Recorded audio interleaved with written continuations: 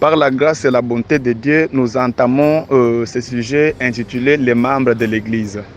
C'est un sujet qui nous permettra de pouvoir faire la différence entre la compréhension charnelle et la compréhension spirituelle qui est celle de Dieu, la compréhension de Dieu qui va nous pousser dans la profondeur pour découvrir les mystères cachés dans les Écritures saintes. Et les membres de l'Église, c'est un sujet que nous avons sollicité pour que nous puissions d'abord comprendre quand est-ce qu'on peut construire une église. Et construire une église, est-ce acheter des caillasses, des moellons, des briques, des matériaux pour construire un bâtiment durable ou encore un bâtiment luxueux? Je pense que c'est là où on doit faire la différence entre un abri pour s'abriter contre la chaleur, contre les froids, contre les intempéries et la maison de Dieu. Et je pense que souvent quand nous parlons du temple, de l'église, c'est relatif, l'église est relative à la maison de Dieu. L'église est relative au temple. Donc ça rime autour d'une même chose. Au moins que quelqu'un puisse me contredire, je vais peut-être prouver à suffisance que dans la Bible, l'église est synonyme de la maison de Dieu. La maison de Dieu est synonyme du temple. Ça parle d'une même chose. Et ici, comme nous voulons parler des membres de l'église, si on ne sait pas comprendre l'église, on ne saura pas aussi quand même voir comment définir de manière claire les membres de l'église. C'est pourquoi je m'en vais lire le premier passage de Actes des Apôtres, chapitre 12, verset 1 qui dit: vers le même temps, le roi Hérode s'est mis à maltraiter quelques membres de l'église. Hérode étant le roi qui cherchait à tout prix à tuer Jésus, vous vous rappelez bien que même Joseph et Marie étaient obligés de fuir avec Jésus en Égypte pour éviter l'assassinat qui était organisé ou encore commandité par le roi Hérode. Et Jésus étant la parole de Dieu, quand est-ce que Hérode devait tuer Jésus? Hérode, c'est toute pensée, toute activation qui peut aller pour exterminer la parole de Dieu qui est Jésus, parce que Jésus c'est la parole de Dieu. Et donc il faut maintenant chercher à comprendre comment fuir avec Jésus pour éviter que l'assassinat ne puisse pas atteindre la parole que vous avez accumulée en vous.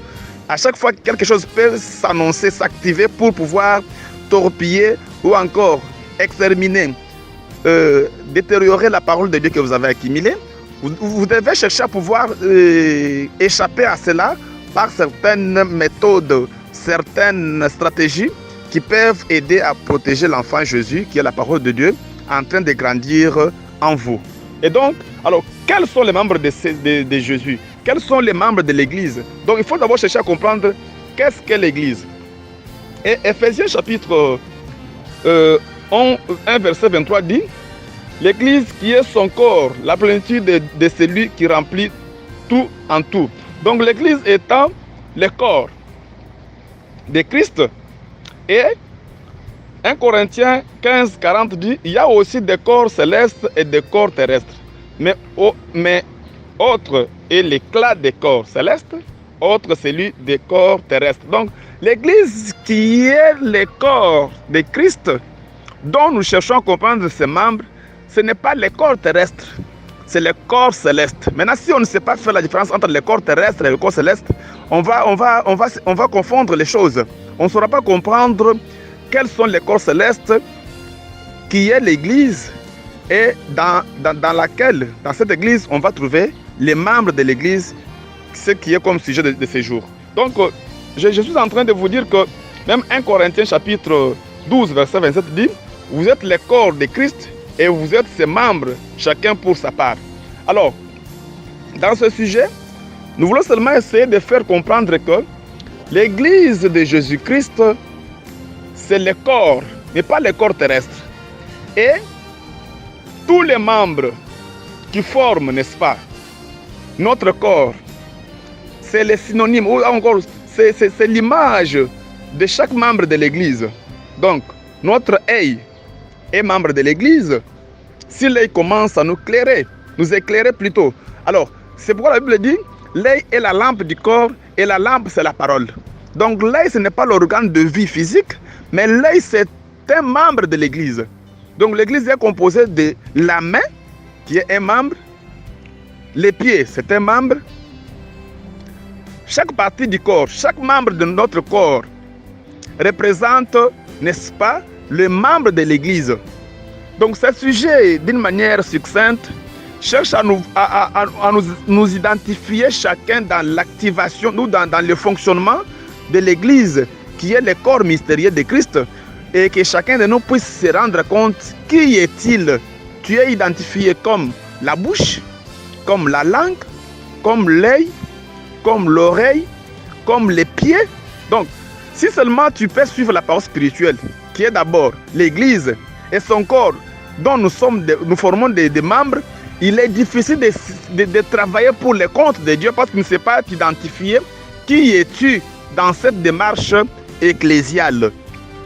Donc dans cette démarche ecclésiale, tu peux d'abord chercher à comprendre tu es quel membre. C'est pourquoi je dis souvent que tout le monde ne doit pas prêcher. Tout le monde ne peut. La main ne prêche pas. Mais la main secourt. La main apporte une contribution.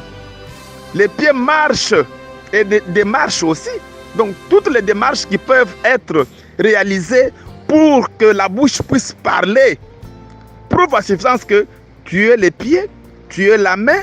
L'autre, c'est quelqu'un qui voit des choses comme la prophétie. C'est l'œil de Dieu. L'autre, c'est l'oreille qui peut écouter des voix audibles. Donc tout ça, ça compose maintenant un fonctionnement spirituel d'une église mystérieuse. Et les membres, ce sont les activités différentes qui peuvent en découler à partir de votre compréhension verticale de la chose de Dieu.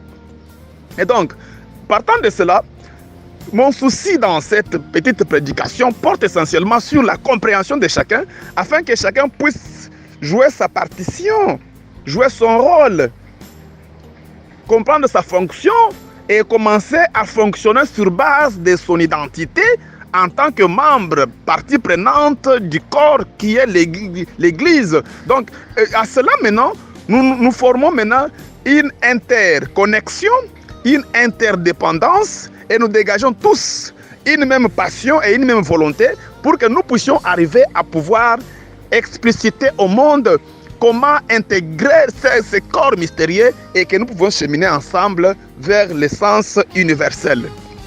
Donc c'est cela où il y a unis vers elle. Donc nous unissons en tant que membres différents d'un seul corps pour dégager l'évangile et chercher à ce que cet évangile puisse faire l'expansion et atteindre la dimension unie vers elle. Elle qui est Dieu, unie vers elle. Donc c'est cette démarche cyclique, cette démarche permanente qui fait que nous tous, nous puissions maintenant activer notre volonté à pouvoir chacun s'exprimer selon son identité et pouvoir arriver à faire fonctionner ce corps mystérieux invisible, mais qui est vécu, qui est palpable sur base de certains dons.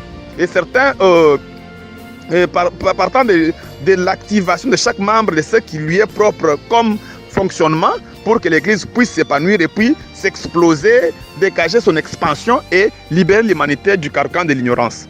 Donc voilà ce que j'avais préparé. Je pense qu'il y a beaucoup de passages bibliques qui nous permettront que chacun puisse s'identifier et s'intégrer dans cette démarche en jouant son rôle ou sa partition pour que nous puissions tous ensemble porter l'étendard de Christ dans la dimension à éclairer l'humanité et que tout le monde puisse intégrer notre démarche et que nous puissions arriver à cheminer ensemble et dégager l'évangile, la guérison, les miracles, la délivrance, mais aussi éclairer ceux-là qui croupissent encore dans les ténèbres.